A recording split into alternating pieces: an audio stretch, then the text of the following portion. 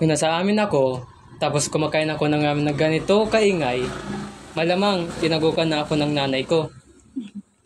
Ako nga kung nasa Pinas tayo, tapos ganito ako kumain, malamang tinakbuhan na ako ng Almayos ko eh. Wow! Anong weather ngayon? Winter na ba? Ang ginawa! Ang lakas mo eh! Kunwari ka pa, mas mayabang ka pa sa akin. Siya nga pala, mahilig ka ba sa bulaklak? Niligawan mo ko, no? Oy, oy, oy, sabi ko pa nga ba, yan ang nasa isip mo. Huwag kang assuming ah, natanong ko lang ah. Oh. Eh bakit defensive ka? Nagtatanong mo din ako. O bakit? Kapag ba liligawan kita, sasagutin mo ako.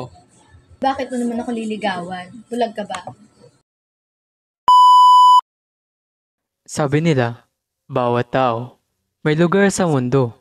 Pero bakit ganon? Parang walang space para sa katulad ko. Ang labo, men.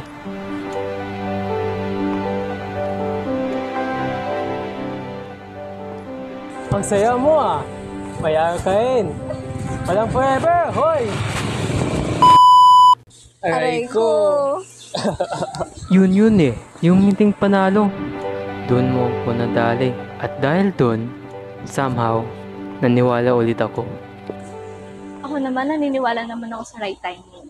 Kung isang bagay para sa'yo talaga, mapupunta yun sa'yo. Hindi man ngayon, someday, makukuha mo rin yung love you job. deserve. What do you say? Ano sabi mo? Dream job. Narjik kasi ako sa work, kaya job. Parang narjik ka din ha.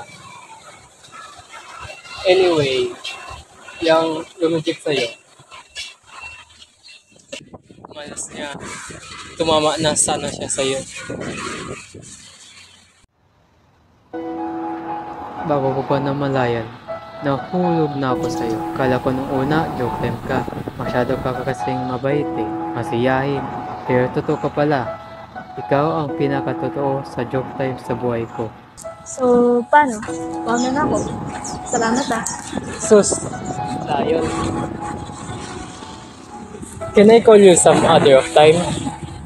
Ano pala number mo?